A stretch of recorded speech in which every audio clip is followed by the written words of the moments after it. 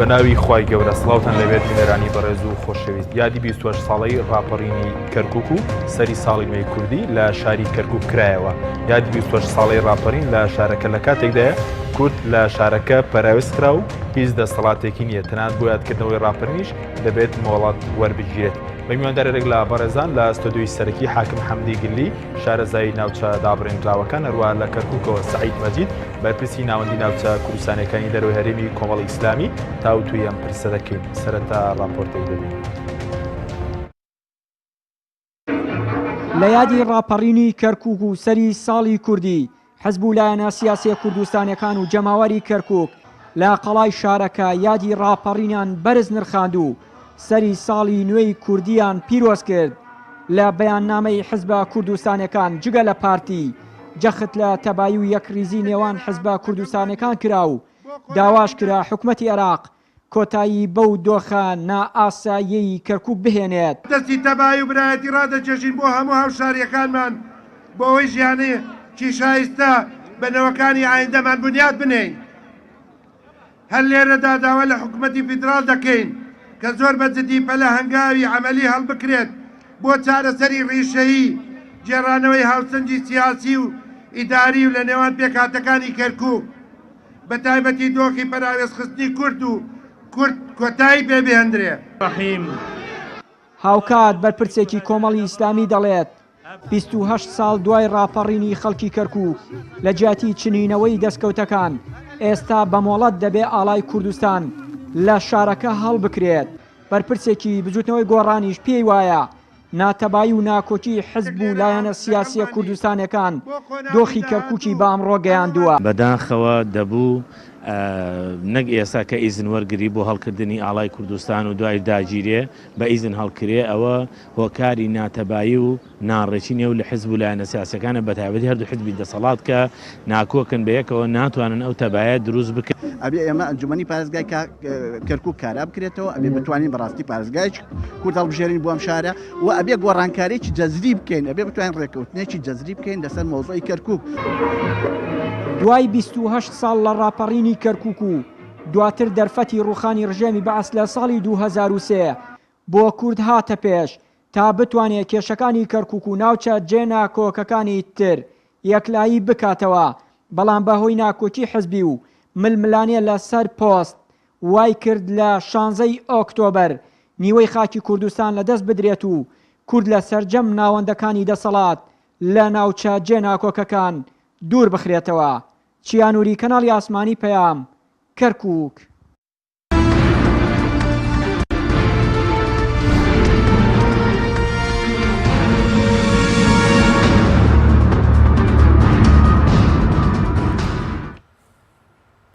جارێکی تر سڵاوتان لەبێت بینەرانی بەڕێز. سوپاس بۆ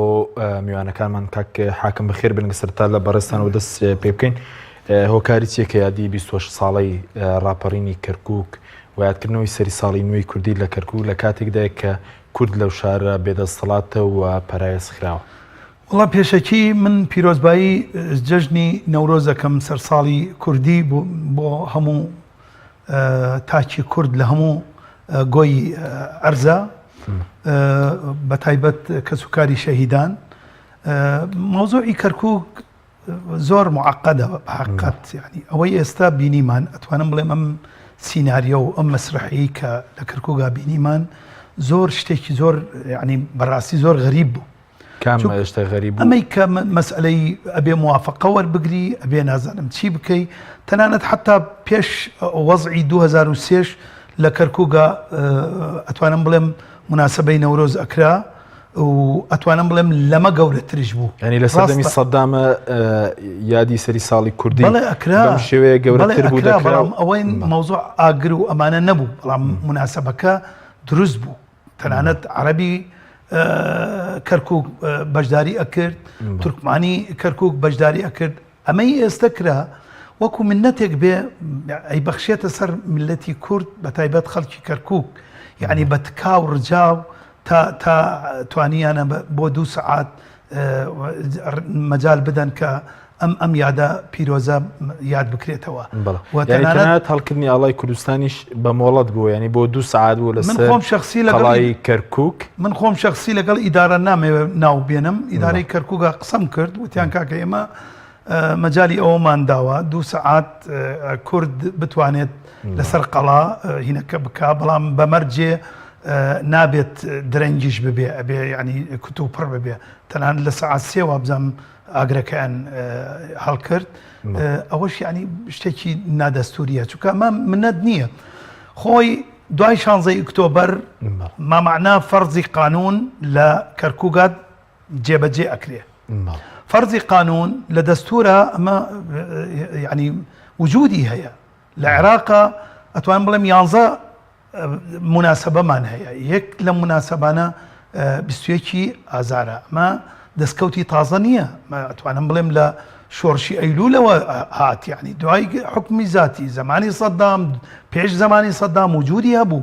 ڕاستە ئێمە تەسحیەماندا بۆ ئەم مناسبەیە بەڵام ئیقرار کرا لە حکم ذاتی و دوایی تەسبیت کرا لە دەستور حتا کاتی سەدامیش نەورۆز کۆمەڵی خەڵک ینی لێرە و لێوێ ئەگەر عەرەب ئەگەر تورکمان هەوڵی ئەوەیان ئەدا کە ئەم مناسبەیە ناوەکەیشی بگۆڕێ بەشێک ئەیود ئەمە عیدە ڕەبیعە بەشێک ئەیود عیدی شەجەرەیە تێگەیشتی بەڵام لە دەستور ئەمە تەسبیت بوو 21 مانگ بووە عوتڵەیەکی ڕسمی لە هەموو عێراق بەبێ منەت ینی تەنانەت دەتوانم بڵێم حتا جنوبیش من خۆم نەفی بووم لە جنوب بەس کاک حاکەم ئێستا کورد خۆی هۆکار نییە کە وای لێبێ ینی تەنانەت بۆ یادی سەری ساڵی نوێی کوردی ینی پێویستی بە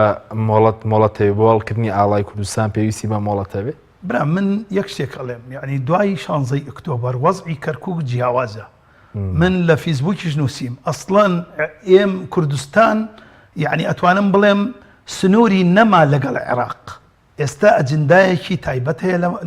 لە مەسئلەکە لە خانەقینەوە تا شنگا لە حیساباتی ئەتوانم بڵێم عێراق دەسەڵاتی نییە لەسەر ئەم سنوورە چونکە تۆ سنوورت نەما لەگەڵ عێراقە لەبەرەوە ئەبێ مەرجعیات موافقة بکە دوای حاکمی عسکەری موافقاتت بۆ بکە محافظ ئەو جار ئەتوانێت شتێک بڵێت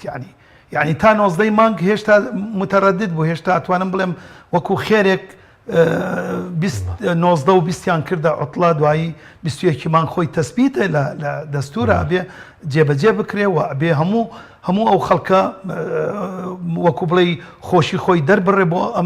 ئەم مناسبەیە بەڵام ئەوە سنوور کرا ئەمە یەک دوو ئەگەر تۆ ملاحەزەی مەسئلەکان بکە شتەکە زۆر غەریب بوو جارێک قووەتێکی زۆر لە خوارەوە دامەزرا لیوای 61 کە بەسراوەتە مەجلیسی وزەرا تایبەتمەندی خۆی وەرگردووە لە هەموو وەزعێک دوایی شورتەی ئیتیحادی و شورتەی دیژە تیرۆلی بەغا لەناو قەڵا دەورێکی ئەساسیان ئەبینی سەروی ئەمەش ئەمجا بە فڕۆکە محافظەی ئەم مەسئلەیە کرا و بۆ 2 سعاتیش ئەمە مەسئلەیەکە یعنی ئیستێزا بە میلات ئیستێزا بە وەزع بەداخەوە حتا ئەوانەی کە قسەیان کرد لەگەڵ ڕێزم بۆیان قسەکانیانش تەرەدودی تیا بوو یعنی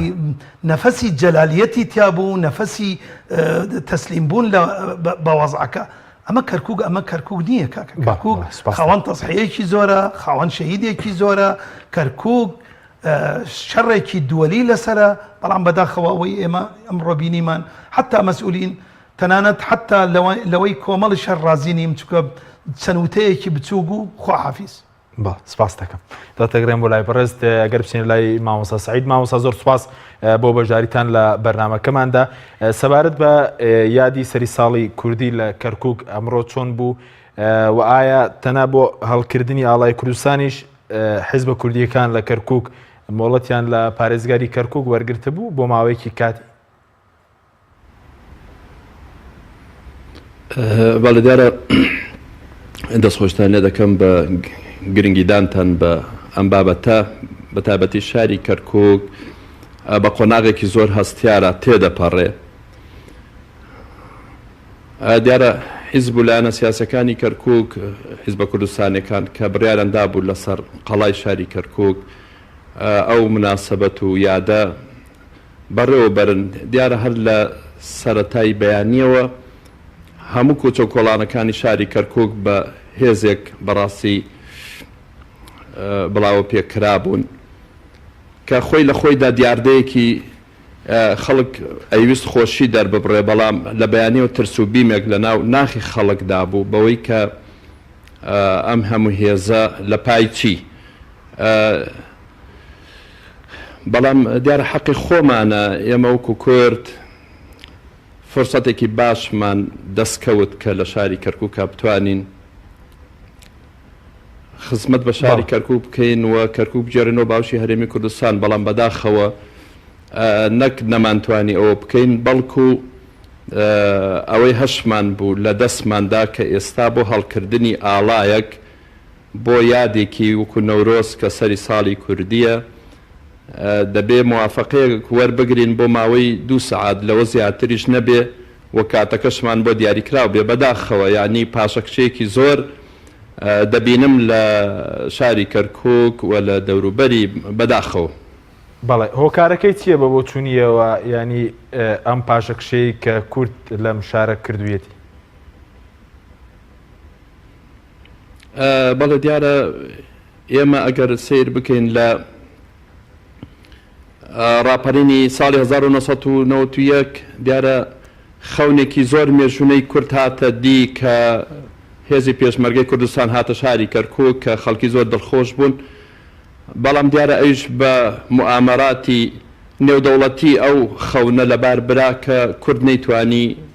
لە شاری کەرکووکە بەردەوامی بەدەسەڵاتی خۆی بدا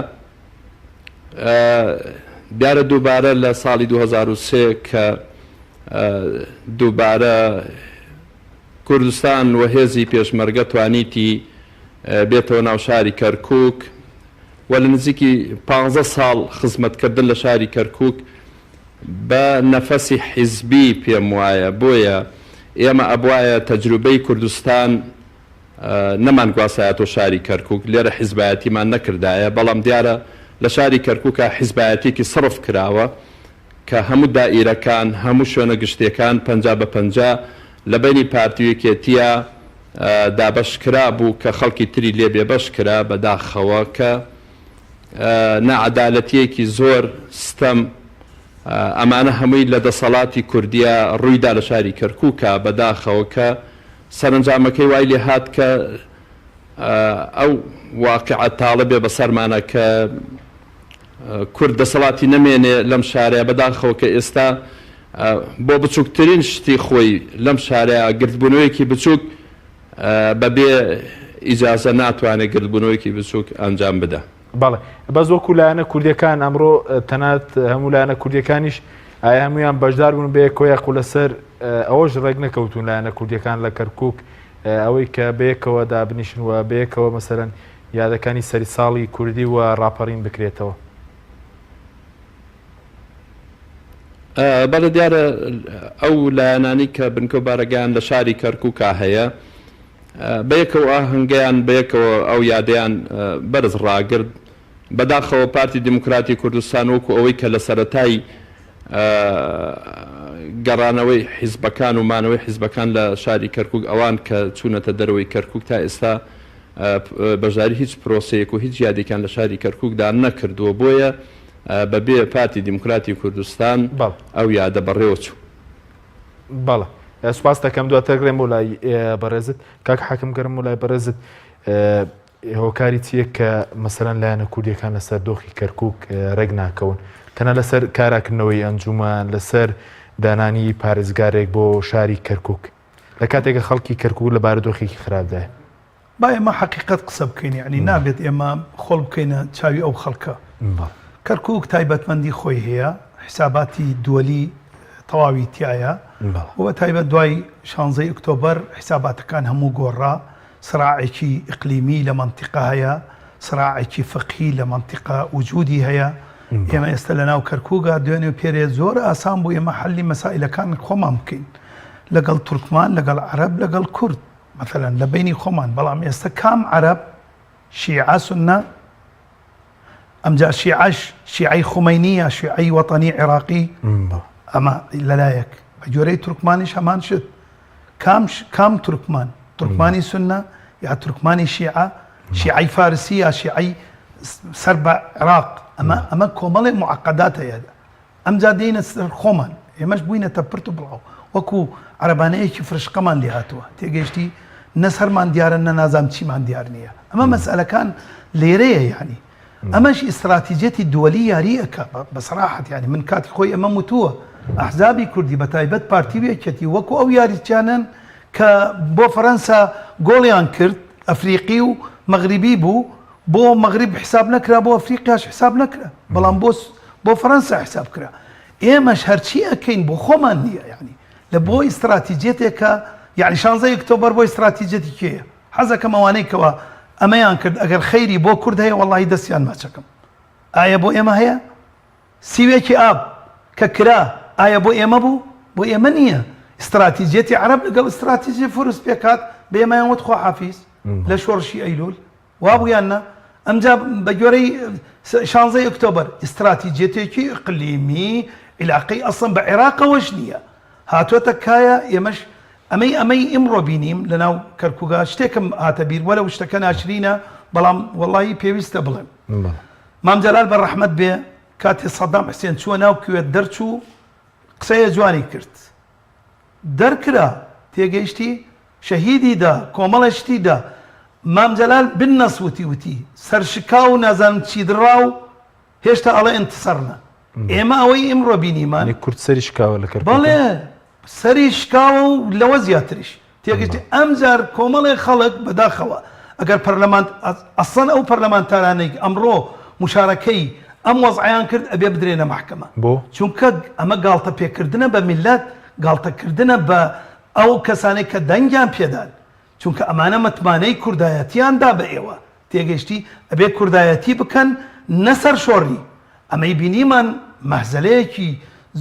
یعنی چی بڵێم نازام ناوی چی بنێم بەداخەوە یعنی بەڵام ڕەنگە ئەگەر پەرلەمانتاریش بەشداریان بۆنەی نەکرد بە و لە کەرکووکیش نەبووە ئەو کاتێک لە ئێوە لێکراوە بۆ کەرکووکت جێهێشتووە بۆچی بەشداری یادی ڕاپەڕین و ساڵی کوردی ناکەیت بەش بە حاڵی خۆم جێهێشتنی کەرکووک مەسئلە دەموچاو نییە مەسئلە ئیرادەیە مەسئلەیە دەسەڵاتە مەسئلەی حساباتی قولە ئەمە خۆڵکردنە بە چاوی خەڵک یعنی تۆ عەلەمی کوردستان ئاوا بەم شێوە بە 2 سەعات هەڵی بکەی یا دوو خوتبەیەکی هاکەزایی بدەی ئەمە یعنی کۆمەڵی ئەسیر دەور و پشتی هەموو جەیشە ئەبێ کۆمەڵی شت هەیە بوترێ لەوە زیاتر ئەمە وشەی یعنی ئەمە شیمەی کورد نییە یعنی باش هەردۆخەکەش ئەمڕۆ زیاتر وەکو سەربازگەیەکی لاتبوو ینی ئێستا کەرکووکەوەندە هێزی جیاوازی تێدایە وەکو سەربازگەیەکی لاتە بێ والله من یەک شتێکەڵێ مەڵێم سەد ڕەحمەت لە جەلالەکان واللهی وەبیللهی ئەگەر تۆ بگەڕێیتەوە شەستەکان جەلالەکانیش خۆ بەشێک بوون لەوانەی کەوە متعاون بوون لەگەڵ حکوومەت زدی شۆڕشی ینی شۆڕش بەگشتی واللهی جربەزەیان هەبوو واللهی ئەتوانم بڵێم گەورەترین مناسبەیان ئەکرد لە نەورۆز گەورەترین دەسەڵاتیانیش هەبوو لە ناو کەرکووگە بەڵام ئەمانەی کە ئێستا بەداخەوە یعنی ئەمە نایان بینین یعنی ئەمانەوێ یعنی کەسانێک دەربچێت جەنابەت دەڵێ مەسەلەی محافظێک بێت ئەسیر ببێ یعنی چۆن تۆ پێی بڵێ ئەمە محافظێک ئەمرێک لە قائیدی حاکمی عسکەری وەرگێ محافظێک حاکمی عسکەریش ئەمر لە مەرجعیەت وەرگێ مەرجعیەتیش لە مەرجعیەتی گەورە وەرگێ لە مەجلیسی وزەرا وەرگێ تا بتوانی شتێک بکەی ئەمە کارە ساتە بەڵێن ئێستا حاکمی عسکەری ینی هەموو دەسەڵاتێک لایەوە لە کەرکووک پارێزگار ڕۆڵی نییە نهائیان ڕۆڵی نییە ئەسڵەن بالعکس پارێزگار هێشتا ئەتوانم بڵێم هەرچەنێ برادەران ئەگەر گۆڕان بێ ئەگەر یەکەتی بێ ئەگەر پارتی بێ ئەگەر ئیسلامیەکان بێ بەگشتی گلەیی لە محافظەکەن بەڵام محافظ هیچ دەسەڵاتی نییە کاکە محافظ ئەگەر بەیانی محافظێکمان لێ دەبێت کە دەڵێن پارێزگار ئەوە تعریبی کردووە ئەوە دەسەڵات مەسەلا خراپ بەرامبەر بە کورد بەکاردێنێ کاکە ئێمە عەفوم کە یعنی ئێمە دیفاع نییە لە محافظ ئێمە بەعزێ مەسائل کەرکووک بە چاوێکی بچووک نابێ سەیریکەی یعنی نابێ بە چاویلکەیەکی بچووک سەیریکەی ئەبێ بە چاویلکەیەکی گەورە سەیریکەی چونکە هەموو ئیستراتیجیات فقهی سیاسی قەومی تێگەیشتی مادی هەمووی لە ناو کەرکووگە ئەبێ حساباتی بۆ بکەی چونکە محافظ خۆی ئەسیرە محافظ خۆی ئەسیرە تەسەور نەکەی یعنی ئێستا محافظ بەیانی محافظێک بێ بەم وەزعە هەمان شت ئەبێ ئەگەر من دیشم ئەگەر هەر کێوی ئەگەر خۆی بەقوت بزانێ ئەبێ سیستەمەکە ئەبێ بە پێی دەستور هەموو شتەکان ڕێک بکرێتەوە بەڵام ئایا ئەمە ئەکرێ یان ناکرێ ئەمەی ئیمڕۆ بینیمان ئێمە بە حەقیقەت یعنی گەیشتینە قەناعەت کە کورد ناتوانێت هیچ بکە بۆ مەوزوعی کەرکووک باشە بەڵام ئەگە نەشکرابە ڕەنگە وتپاتەن نیانتوانێت تەنها یادێکیش بکەن نەشکرایە زۆر پیرۆستتر بوو بۆ باشتر بوو من لە فیسبوک دوێنێ نووسیم وتم کاکە ئەگەر نەشکرا هەریەکە ئەتوانێ مەشخەڵک لەبان سەربانی خۆی دابگیرسێنێ لەگەڵ مۆمێک وڵی بە شەو وڵی کەرکووک ئەبووە ئاگرێک تێگەشتی زۆر بەقوەتر بوو لەمە چونکە من ئەم وەزعەم بینیوە لە ناسریە خۆم 7 ساڵ نەفی بوومە لە ناسریە لە ناسریە هەموو ساڵێ 21 مانگ ئەم شەو زۆربەی ماڵ لە سەربان ئاگرێک ئەکەنەوە ئەوانش پیرۆزی ئەتوانم بڵێم نەورۆز سپاس دەکەم مامۆستا سعیدەگە بگەرم وڵای بەڕێز سەبارەت بەوەی کە ئایا تاکو ئێستا حیزبە کوردیەکان لە کەرکووک هاوڕا و تەبان بۆ چارەسەرکردنی دۆخی کەرکووک یاخود تاوەکو لە کوردستان ناوماڵی کورد ڕێک نەخرێ لەوێش کورد ناتوانێت یەکدەنگ بێت بەڵێ دیارە ئەوەی کە دەگوزارەیە ئاگامان لێتی کە یەکەتی نیشتیمانی کوردستان دیارە هەم پاکێجی کەرکووک و بەغدا و هەرێمی کوردستانی کردووە بە یەک چونکە دەزانێت ئەگەر پارتی دموکراتی کوردستان حکومت پێک بێنێ و ئیشەکانی هەرێم ڕێک بخرێت لەوەی کەرکووک هەر ئەوها بمێنێتەوە بۆیە ئێمە پێمان وایە چارەسەرکردنی کەرکووک یەکێکە لە خاڵە جەوهەرەکان کە پێویستە هەنگاوی بۆ بنرێ بەداخەوە ئەبوایە لە دوای 16 ئۆکتۆبەر هەم پارتی دموکراتی کوردستان و هەم هێزە سیاسەکانی تر لە شاری کەرکووک بەیەکەوە دەست لە ناو دەست من قەناعەتم بەو قسەیە نییە ئەو برابەڕەزە کاتێک کە دەڵێ پارێزگار هیچ ماهیەتێکی نییە و دەسەڵاتێکی نییە بەڵکو ئەگەر لە شارەیە لەم شارەیە ئەنجومەنی پارێزگا کۆبووناتەوە پارێزگارێکان بۆ کەرکووک هەڵبژاردایە دیارە سەرۆکی یەکەی ئیداری دەبوو بۆیە کاریگەری دەبوو بە تایبەتی ئێستا لە یادێکی ئەوهادا ئەگەر پارێزگاری کەرکووک خۆی بەشداری بکە و هەموو حیزبە کوردستانەکان لەگەڵیا بن دەسەڵات و هێز و پێزێکی کورد نیشان دەدا بەڵام ئێستا بەداخەوە حیزبە کوردستانەکان ئەوەتە ناوماڵمان ئەو هاییە دەبینین پەرت و بڵاوین و حکومەتی عراقیش بە هەوەسی خۆی لە شاری کەرکووکە بۆ خۆی دەسەڵاتەکانی خۆی بەکاردێنێ و لە فەراغی کووردا لە نەبوونی دەسەڵاتی کوردیە لەم شارە ئەو بۆ خۆی هەنگاوەکانی خۆی دەنێ و کوردی وەکو میوان سیر دەکرێ وەکو باسم کرد بەڵێ بەس ئەوەندەی کەەوە ئاگادار بن هۆکارەکەی چیە کە مەسەلەن تەنانەت دوای زیاتر لە ساڵێک لە پاشەشەی کورد لە شارەکە تا کوێستە تەنانەت لەسەر دانانی پارێزگار لەسەر کاراکردنەوەی ئەنجومان هەردوو پاری دەسەڵاتدار ڕێک ناکەون بەڵێ دیارە پارتی دموکراتی کوردستان خۆی بیربۆچوونی تایبەتی خۆی هەیە بەرامبەر بە شاری کەرکووک تا ئێساش ئەو کەرکووک بە داگیرکرا و دەزانێ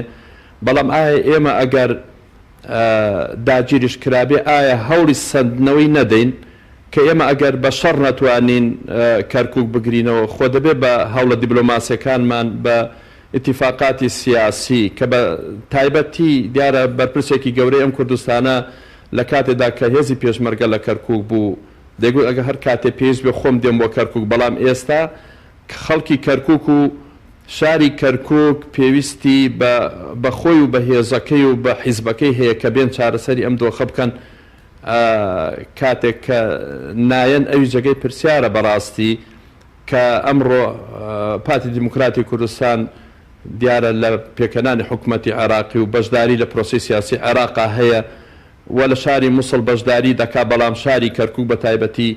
بەداگیرکرا بزانێ نازانم ئەوی جێگای پرسیارە بەڕاستی بەڵێ ئەی کەم تەرخەمەکانی کوێتی چیە لەو ڕۆوە کە کەم تەرخەمەکانی چیە لەبارەی دۆسیی کەرکووکەوە بەڵێ دیارە کەم تەرخەمەکانی کەتی نیشتیمانی کوردستانیش دیارە ئێستا لای پارتی دموکراتی کوردستان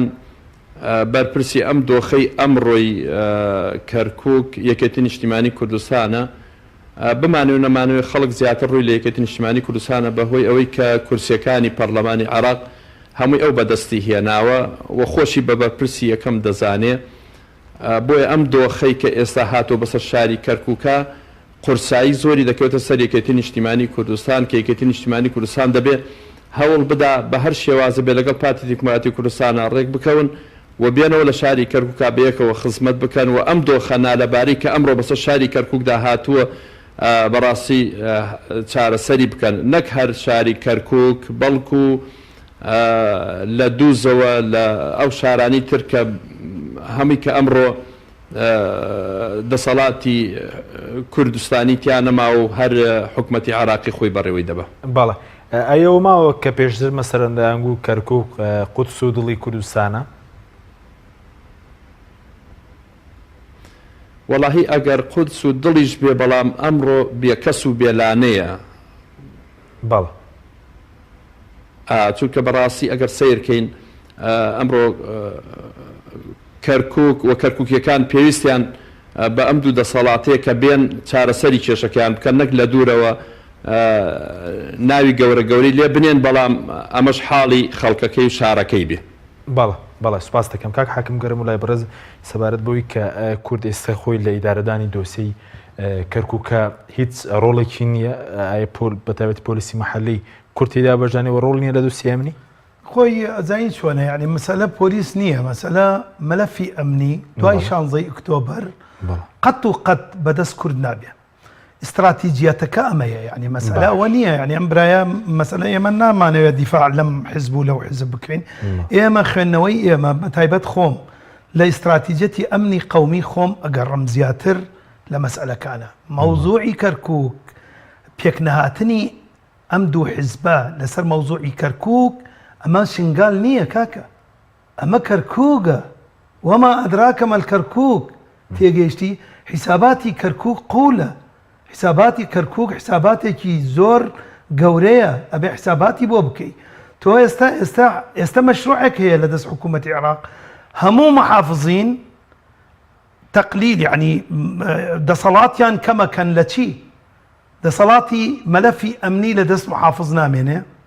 دەسەڵاتی موارد نەوت غاز لە دەست محافظ نامێنێ ما معنى محافظ چیە بێ قیمەتی نابێ يعني ام برايا تصور كان محافظ اما دفاع لمحافظ لكن كاكا ريكان بينا همو او قراراتنا كايكا همو ورقي مع سعديه سعد حربيه اما همو يبقى امري اوانا كاكا تو تنفيذيه كي تو اداري من خوم لاداري شم كردو باشا بس بيشتر استاوى جيبه كراو كباريزغار ملف يمني وملف نوتوانا شيلي بس جاري نكراو بلام اكريه يعني ام تاخيره واما سائلنا اما اقرار اكريه احتمال بتايبت بوكر لسه باريزغار دابني بوكر كرد بوكيك والله حياتيو هرنيكا باشتره يعني بدو انا بونيوكيكا نبوني باشتره اگر استراتيجيته كان نغور اگر تو حكومتك عراقي درست نبي اخ اما زور جرينجا عراق عراقي نيه عراقي دوني نيه عراقك اجنداتي باش بس كاتك كورت باريزغاري كركوب وربغري باش يعني بيدو استلي يقرن باشتره ابي نا ابي تو بيش موضوعي باريزغار ابي اجنداتك تشاكي ملفي امني حسابي بوبكي ملفي اسايش حسابي بوبكي موضوعي بيش مرقه قدسيتي بيش مرقه استنما وكاكا ابي او قدسيتي بيش مرقه بقرته ولا ناو كركوك موضوع بارتي ويكتينيه اما شري بارتي ويكتيناكين اما شري ملتك كاين خلقي كركوك كاين خلقي كركوك امرو بينيم يعني والله قريانتي هلا من لوزيات رنالين بس باستك ناو بريك ما ندو تقرم ولا برست بالله بينراني برس ناو بريك ودقرين ولاتان لقل ما منا توب آرت تاکە بریکاری تۆڕی میدیایی کۆمەڵ بۆ دروستکردن و بڵاوکردنەوەی ڕیکلام توپ آرت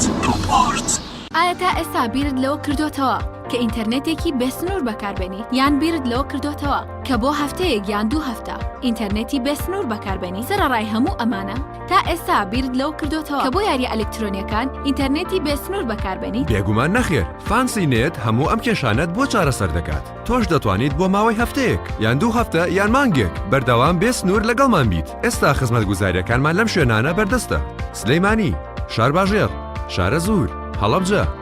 سەی سادق عربەت پێنجوێن بازیان تاسڵوجە و زەرگوێز فانسی نێت هەمیشە ئینتەرنێتی بێسنوور کۆمپانیایی کەنعان کۆمپانیای کەنعان وەکیلی سەرەکی یەزدەسپار لە عێراق باشترین بۆری بۆ بیناو باڵەخانەکان بە سیستەمی ژێرزەوی هەڵواسین گەرمی ئەرزی و ئاوی خواردنەوە بە ستانداردی ئەڵمانی بۆریەک بە مەوادی PPCV بەرگەی پلەی گەرمی بەرز دەگرێت و دژە بەکتریایە ڕووپۆش بە ڕەنگێکی سپی کە هیچ چەوریەک لەخۆ نەگرێت بۆریەک بە مەوادی PPMD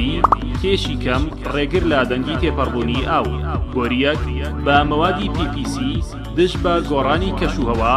دژی سووتانە و بەرگەی جوڵەی سروشتی باڵەخانەکان ئەگرێت بۆریەکانمان بۆ سیستمی ژێرزەوی هەڵواسین گەرمی ئەرزی و ئاوی خواردنەوە بەکاردێنرێت کۆمپانیای کەنعان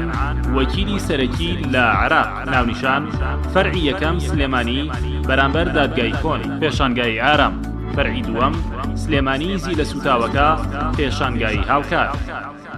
خوانێکی تایبەت لەگەڵ ڤیتا تاقیب کەرەوە پێشکەشی خێزان و ئازیزانتی بکە ڕۆنی ڤیتا لە ڕووەکی سروشتی بەرهەمدێت و پێکهاتەکەی چەوریە زیان بەخشەکانی تێدا نییە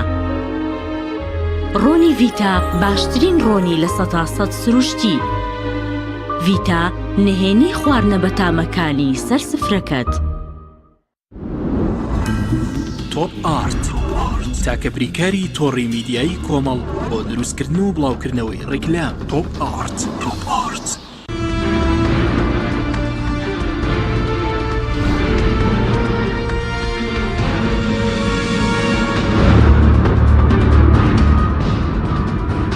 جارێک سڵاتان لەبێت بینەرانی بڕێز سکای حاکم سەبارەت بە دۆسی ئەمنی یان ئێستا کورد هیچ ڕۆڵێکی نیە لە دۆسی ئەمنی کەرکووک والله مەلەفی ئەمنی لە دەست کورد نییە ڕاستە کورد تایەتی بەڵام ئەو وەزع نییە ناتوانێت دەسەڵاتی نییە چکە مەلەفی ئەمنی حیساباتی هەیە ئێمە ئەمەی ئێستا لە کەرکووک ئەیبینین هەموو نەتیجەی ئەخطای خۆمانە یان غەڵەتی خۆمانە چونکە کاتی خۆی هاوارمانە کرد لەماوەت کاکە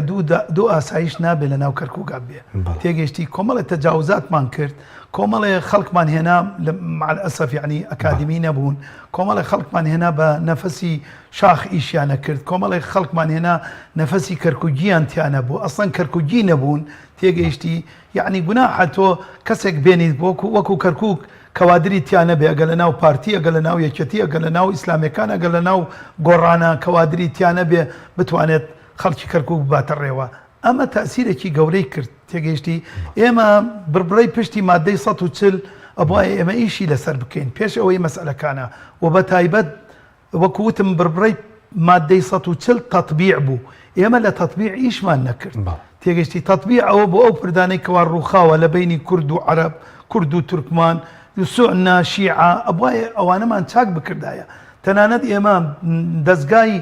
مادەی 140 ژوورێ بچوویاندا پێی هاکەزایی لە محافظە و ئەبوایە گەورەترین قاعە گەورەترین شوێن مەحفەلی ئەوە بواە دوای منەظەماتی مجتەمەعی مەدەنی ئەبێ دەورێکی ئەساسیان بدایە کە ئیطمئنانی کورد تورکمانیان بکردایە ئیطمئنانی عەرەبیان بکردایە بۆ ئەو مەسائلانە ئێمە کۆمەڵە جەردەمان هێنا وەکو چۆن لە سلەیمانی مولازم محسنێکە بوو دەها مولازم محسنمان دروست کرد بەڕڵامان کردە ناو خەڵک بەناوەی محارەبەی ئیرهاب ئەمریکا محارەبەی ئیرهاب ناتوانێت بکات تۆ بە دوو پۆلیس ئەتوانی محارەبەی ئیرهاب بەپێوەی کورتە بۆ تاوانی زۆری ئەنجامداوێت لە کەرکووک بەرامبەر پێکهاتەکان 2000 بەخراپ بە کورد بشکراوێتەوە طبعاً شکاوە ئێمە زانی چۆن ئێمە تا حدێک گەیشتبووینە قەناعەتێک یعنی بە تایبەت عەرەبی سوننە لەگەڵ کورد ببێ لە سەنگەری خۆی سراعەکە چییە کاکە سراعەکە سراعێکی فقهی لە مەنتیقایە تێگەشتی وەلافاوەکە لافاو کەرکووک ئەگرێ بە سراحەت چونکە ئەو لافاوە حیساباتی تایە ئێستا ئێمە دوو عەرەب سەر کەوتووە شیعەن کاکە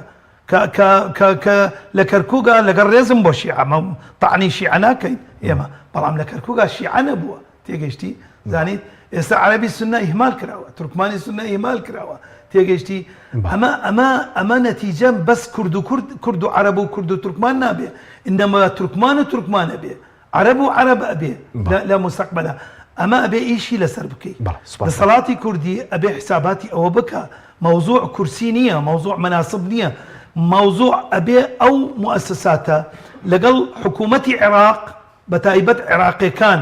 ئەوانەی کە سەر بە ئەجندەی ئەملاو ئەولانین ئەبێ ئەم مەوزوعی کەرکووک یەکلا بکەنەوە و پێشمەرگەش بەسەر بەرزی ئەبێ بگەڕێتەوە منتیقا، چونکە حەلی کەرکووک بەگەڕانەوەی پێشمەرگەیە. سپاس دەکەم. مامۆستا سەعیدەگە بگەڕێنەوە لای بەڕێزت سەبارەت بەوەی کە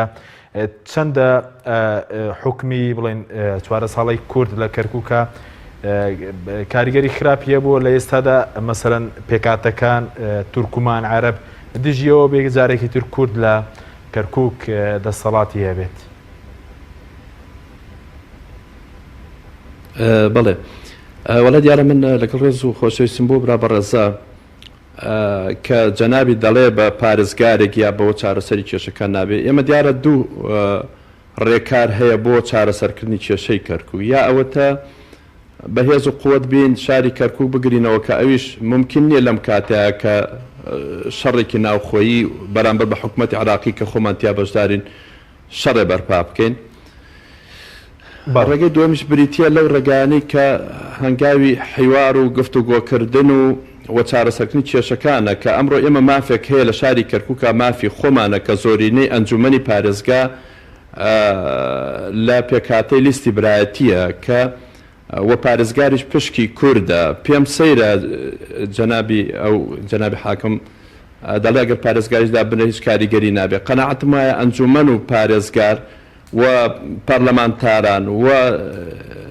پێم وایە ئەگەر کورد بێوێ چارەسەری بکە ئەم کێشەی کەرکووک چارەسەر دەبێ. بەڵێ ئەی بۆ چارەسەری چارەسەرشتان من قەناعەتم وایە دیارە ئەو نەفەسە حیزبی کە هات لە شاری کەرکووکە لە ماوەی 14 ساڵە حکمی کرد ئەوەی لێ بەرهەم هات کە ئێستا هەردوو لە بەڕاستی حەز بە شکست یەکتری دەکەن، هەر یەکیانەوەی تر تاوانبار دەکە. بۆیە پێم وایە نایەنەوێ ئەگەر بیانەوێ چارەسەر دەکرێت ئەم کێشەی شاری کەرکووک. زۆر باشە، بەس ئەو دەرەنجامی کێستا هەیە بەڵێ پێکاتەکان نانەوێت کورد جارێکی دەسەڵاتی بێ لە کەرکووک پەیوەندی بەوەیە کە حکومێکی خراپ حکومڕانێکی خراپ کراوە لە کەرکووک. بەڵێ بەداخەوە لە شاری کەرکووکە ئێمە نەمانتوانی حکمێکی جوان و خزمەتێکی باش پێشکەش بە شاری کەرکووک بکەین و ئەوەی لە کوردستان دەگوزارە ڕاستەخۆ گواستمانەوە بە ناو شاری کەرکووک لە دوو ئاسایشی لە دوو پەروەردە لە هەموو حتا گەڕەکەکان ئێستا گەڕەکی پارتیوەکێتیمان بە تایبەتی سەیرەکەی شۆراوی پارتی شۆراوی یەکێتی نازانم گەڕەکی کوێ یەکێتی گەڕێکی کوێی پارتی بەداخەوە یعنی لە ئەرستەوزیعکردنە لە هەموو بابەتەکانە ڕنگدانەوەی پارتیوەکێتی لە شاری کەرکووکە ڕەنگی دابەوە. ئەنجا بێجگەلەوەی کە وەکو برابەڕەزە ئاماژەی پێکرد کە بە ناوی دژایەتیکردنی تیرۆرەوە خەڵکێکی زۆر بەبێ بەڵگە بەبێ ئەوە بەڕاستی گیراوە و ئازار دراوە، ینی بە تایبەتی لە شاری کەرکووکە کۆمەڵە شتێک کراوە لەوەی هەندێک خەڵکیش بۆ وایان کرد بێ کە ئەم دەسەڵاتەی کورد ناشیرن بکەن، خەڵکێک هاتوێتە پاڵ کوردەوە خۆی بە کوردزان بێ بەڵام لە هەمان کاتە دژایەتی ئەم پرۆسە سیاسی کرد بێکە لە شاری کەرکووکایە. بەڵێ بەس ئێستا بۆ چارەسەری کێشەکە پێویستمانە بە گفتوگۆی جدیە لەگەڵ عەرەب و تورکمانەکە. بەڵێ دیارە ئەمڕۆ ئەگەر سەیریکەین شاری کەرکووک لە فەراغی کووردە، ینی شاری کەرکووکە بە شاری برایەتی ناسرا و شاری بەیەکەوە ژیان، بەڵام ئێستا گەورەترین پێکاتی شاری کەرکووک بێبەشە لە ئیدارەدان و لە بەڕێوەبردن و لە مەلەفی ئەمنی ئەم شارەکە کووردە. جا ئەگەر برا عەرەبەکان و برا تورکمانەکان بیانوێ لێرە بە ئاشتی بژێن نابێ بهێڵن هیچ کەسێک لایەکی تر پەراوێز بخە بە تایبەتی کورد کە خاوەنی ڕەسەنی ئەم خاک و وڵاتەیە. کەرکووک کوردستانیە بە هەموو بەڵگە مێژوویەکان، بەڵام ئێمە خۆمانی نازانین چۆن ئیداری ئەم شارە بدەین، چۆن کە بەدەستمانەوە بوو ئیدامەمان پێ بدە نەمانێشتا جارێکی تر لە دەستمان دەربهێنێ و ئەوها ئێستا ببینە میوان کە خێرمان پێ ئەکەن کە کۆبنەوەیەک و گرتبوونەوەیەکمان هەبێ بچین ئیجازە لەوان وەربگرین. بەڵێ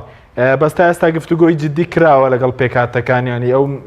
ینی بۆ چارەسەری دۆخی کەرکووک چووکە خۆت دەزانین تەنار کورد نییە لە شارەکە ئەگەر نەکراوە بۆچی ئەو کارەکەی چییە؟ بەڵێ دیارە ئێمە هەتا ئێستا خۆمان یەک نەبووین کە بەیەکەوە بین ببینە یەک دەستە و یەک تیم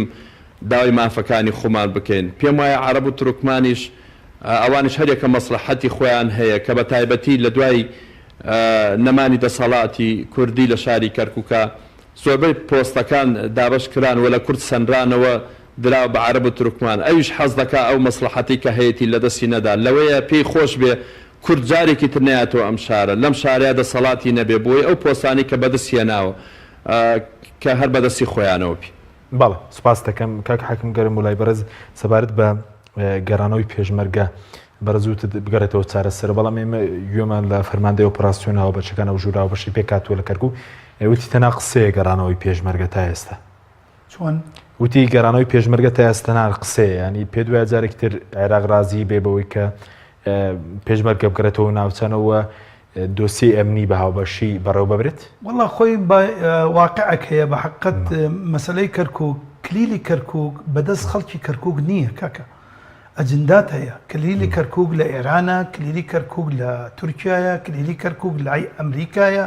ئەمریکا چی ئەوێ چی ناوێ من وتم ئێمە ئەبێ بە چاویلکەیەکی گەورە سەیری مەوزوعی کەرکووکەین مەوزوع تورکمان و عەرەب و کورد ڕاستە مەساڵحە حیساباتە بەڵام ئەبێ تۆ لەوێەوە ئەوانە چاکەی ئەو جا بێت مەسئلە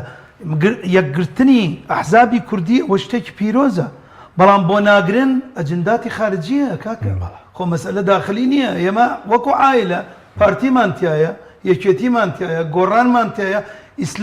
ئیسلامیمانتیایە شیعەمانیشتایە پێکەوەش دانیشین نانیشە خۆین ئیدەن لە دەرەوە چییە؟ لە دەرەوە ئەجندات هەیە ئەمە ئەجنداتە بێ حساباتی بۆ بکەین یعنی قیاداتی کوردی ئەبێ چارەسەرەکە لەوێوە دروست بکەن یعنی چۆن 16 ئۆکتۆبەر ئێستا فڕادرێتە سەر ئەجنداتێکی خارجی کێ دروستی کرد چۆن دروستی کرد تەنانەت عەبادی هین ڕئیسی وزەرای کۆنی خۆمان تەبریەی خۆیەکە کە موافقەی نەکردووە کەس بچێتە ناو کەرکووک ئینەما ئەجندەیەکی خارجی تەنفیزی ئەو مەسائلانەی کردووە تۆ ئەگەر ئەمانە معالەجە نەکەی معنە گاڵتەکردنە لە باشە بەس پێ دوای ئێستا خەڵکی کەرکووک بەبێ کەسی جیاڵ دراوە ئەوانەی کە بۆ من لە سەروبەری پاشەخشەی کورد هەڕەشیان دەکردیان و خۆمان پارێزگاری لە شارەکە دەکەین ئێستا ئاگاداری دۆخی کەرکووکن؟ والله ئەوانە سکوتن بەداخەوە ینی من حەزمە کردنیان ببێ و ئەجندە ئەو ئەجندەی کەوا ئیتیفاقیات کە کراوە ئەگەر 16 ئۆکتۆبەر پیرۆزی هەبێ بۆ کەرکووک وڵی ئێمە چەپڵی بۆ لێ ئەدەین تێگەیت پێش خەڵکی تر بەڵام ئایا ئەمە لادان بوو لە ئیستراتیجەتی ئەمنی قەومی کوردی یان نا ئەمانە ئەبێت چارەسەر بکرێ ئەگە چارەسەر نەکرێ تۆ ناتوانانی لە کەرکووکا مەحافظ مەسەلە مەحافظ نییە کاکە ئێمە وەختی خۆی نائب ڕئیس جەمهوریمان هەبوو تا محەدین معروف لەگەڵ ڕێزم یعنی ئایا ئیتوانی شتێکە تا محەدین معروف یعنی تەنانەت ئەگە بڕۆیشتایی بۆ شتێکی زۆر بچووک ئەیوت وڵی ئەبێ بچیتە لای ملازم عەلی لا ئەمن ئەبێ ئەوە چارەسەری بکە ئێمە نامانەوێ پارێزگارێک لەم وەزنە بێ پارێزگارێک بێ بە دەسەڵاتێک نەوەک جارانیش ببێ بە سەراحەت جاران عیبی چی بوو پارێزگاری جاران بە سەراحەت پێت بڵێم جاران هەر مراجعێک ئەهات کە ئەنەهوو ئەمە نەخۆشە سەیری نەخۆشێکە کە ئیداری نەبوو لەگەڵ ڕێزم بۆ کاک نەجمەدین ئیداری نەبوو مەلەفی مەشاریعی لەدەست بوو لەوە زیاتر هیچی نەزانی تێگەش لە ئیدارە سفر بوو لە ژێر سفرش بوو بەچ پێوەرێگە و لە ئیدارە سفر بووە پێ دوایە تەنە مامەڵی لەگەڵ خەڵک بۆکو مامەڵی پزیشک بووە لەگەڵ نەخۆش طبعاً کاکە مەسئلە ئیدارە فەنە ئیدارە حیساباتی هەیە ئێستا من نامەوێت مەدحی ئەم محافظە بکەم بڕۆ ماڵی ئێستا دەرگای کراوەتەوە 100 کەس دانیشتووە لە عەرەب تورکمان و کوردیش تێگەشتی حتا ئیشیانش بۆ نەکە بۆ پێشتر پارێزگاری کرد و دەرگای بەسەر کووردا کراوە نە بە وڵاتی کورد کێ ئیتوانی بگا پێی کاکە ئەمە مەسئلەیەکە ئەمە حەقیقەتە تۆ ئەبێ دیراسەی شەخص بکەی ئەمە ئەوە نییە من دوو قسەی زەرد و زور بکەم لە تەلەڤیزیۆن وەڵی من شتێکی چاکم بەش بە حاڵی خۆم قسەی زەرد و سوور نازانم تێگەشتی 1 زائد 1 لای من ئەکاتە 2 سێەمی نییە مەسئلەی کەرکووک ئەبێ بەم شێوە حەل بکرێ ڕاستە ئەحزابی کوردی ئەبێ دەست لە ناو دەست ببن نییە صافی بێ بەس ئەو نیەتە ئایا هەیە تێگەشتی مزایدات ئەمە سەر کەرکووک لەژێر مزایداتێکی حزبی کوژەر وەکو بڵێ قاتل زانیت ئەگەر ئێمە لە مەرزگارلانەی سیاسی پارتی ویشێتی طبعا ئێمە شەقی کێ خوین کاکە شەقی ئەو سیاسەتە ئەخۆین خۆ من تەمەنامە کرد کەرکووک لە دەست یەک حزبێک بووایە چونکە هەموو مەسئولیەتی با ئەو هەڵی بکردایە یعنی یەکەتی نیشتیمانی کوردستان من دڵنیا بووم نەجاحەت شیێنە بەسەراحەت ئەیتوانی بەڵام بەداخەوە ئەم ململانی و ئەم پەنجایی لە ناو کەرکووکە نەتیجە ئەمە ئەنجامی بوو باشە بە سەبارەت بە دۆسیی ئەمنی یعنی پێ دوایە بەغداد جارێکی ڕازی بێ کورد هەم ئیدارێکی هاوبەش لە ڕووی ئیداری و لە ڕووی ئەمنی شەو بێتە هاوبەشی ڕاستەقینە لە کەرکووک وەڵام من بە تەسەوری خۆم وەکو یعنی ئیشم مەسائلی ئەمنی و خۆم زابطی شورتە بوومە حاکم بوومە مەسئلە جارێتر مەلەفی ئەمنی نادرێتە دەست کورد سووەری لەوانەیە شکلی بەڵام فعلی ناکرێت چونکە هەموو مەسائلەکان بەپێی دەستور تەعاملت لەگەڵاکە و دەستوریش ئەوانش دەستوریان پێشێل کردووە یعنی 16 ئۆکتۆبەر خۆی گەورەترین تاوان بوو دەرحەق ناوچە دابراوەکان کرا بەتایبەت لە شاری کەرکووک بەپێی دەستور ئەبوایە مشترک ببێ و ئێمەش مقصر بووین بەسەراحەت ئێمەش مقصر بووین یعنی ئەبوایە مراعاتی ئەو مەسائلانەمان بکردایە غرور نەمانی کردایە تێگەشتی ئەو غرورە ئێمەی گەیانە ئەمە ئەنجامە ناشرینە بەڵێ سوپاس دەکەم کاک حاکم مامۆستاگەر بگەڕێم بۆ لای بەڕێز سەبارەت بۆی کاتژمان کەمەوە پێ دوایە چارەسەری بە پەلە بۆ دۆخی کەرکووک چییە بۆی کە خەڵکی کەرکووک هیچی تر لەم ناڕەحەتیدا نەبێت و دۆخەکە ئاسایی بکرێتەوە بەڵێ دیارە چارەسەر ئەگەر عزمێک هەبێ و جدیات هەبێ پێم وایە چارەسەری هیچ کێشەیەک نییە چارەسەر نەبێ دیارە کەرکووک یەکێکە لە کێشەکان پێویستی بە چارەسەرکردن هەیە دیارە لای هەمومان ڕوون و ئاشکرایە هەر شوێنێک کە جێگای ناکۆک بێ و جێگای ئەوە بێ کە نزاعی لەسەر بێ پێویستی بە لیژنەی هاوبەش هەیە بۆ بەڕێوەبردننی دیارە ئێستا هەرێمی کوردستان دەبێ پێداگیری بکات دیارە حکوومەتی عێراقی و لەگەڵ حکوومەتی هەرێمی کوردستان هەردوو لا بەرژەوەندی هاوبەشیان هەیە پێویستیان بەوەیە کە لەو شوێنانی کە ناکۆکن بەیەکەوە بتوان ئیداری بدەن و من قەناعەتم وایە کورد کاتێکە لە کەرکووکا بووە ڕێگەی بە خەڵکی تر نەداوە کار بکە بۆیە ئێساش کاتێکە خەڵکێکی تر هاتووە ڕێگە بە کورد نادایش بکە بۆیە ئەبێ ئەو عەقڵیەتە بگۆڕێ ئەو عەقڵیەتە بهێنینە ئەو بارەی کە ئێمە تازە ئەو بانگەشە گەورە گەورەی کە ئەمان کرد دیارە شکستمان خوارد بەوەی کە ویستمان دەوڵەت ڕابگەین و ئیتر حیساب بۆ کەس نەکەین بەڵام ئەمڕۆ شتەکان پێچەوانە بۆتەوە دەبێ ژیانی پێکەوە ژیان پەرە پێ بدەین و ئەو هاوکاری کە هەردوو لە ئیسفادەی لێ دەکەن ئەو جان بەس زیندوو بکەینەوە بۆیە شاری کەرکووکیش پێویستی بەوەیە کە لایەنە کوردستانیەکان هەم لە شاری کەرکووک و هەم لە بەغدا و هەم لە هەرێم بتوانین کە فشارە دروست بکەین کە ئەم دۆخەی ئێستای کەرکووک چارەسەر بکرێ من قەناعەتم وایە حکوومەتی عێراقیش لەوەیە ئێستا حەز نەکا بەم شێوە شاری کەرکووک بەڕێوە دەچێت کەمە عەسکەرێکە و هیچ کوچە و کۆڵانێک و شوێنێک نییە کە قواتی عەسکەری لێ نەبێ و کە ئەویش بە حەقت ئەرکێکە بۆ حکوومەتی عێراقی ئەگەر وەزعەکان ئاسایی بنەوە پێم وایە بۆ حکوومەتی عێراقیش کار ئاسانی ترە بەڵێ زۆر سپاس بۆ بەڕێزان سعید مەزید بەرپرسی ناوەندی ناوچە کوردستانەکانی دەرەوەی دارایەرێمی کۆمەڵی ئیسلامی کە لە کەرکووکەوە لەگەڵمان بێرەوە حاکم حەمدی گلی شارەزایی کاروباری ناوچەدا بڕێنراوەکان کە لە سوودی سەرەکی لەگەڵ مابوو سپاس بۆ بینەرانی بەڕێز سپاس بۆ هاوکارانم خواتان لەگەڵ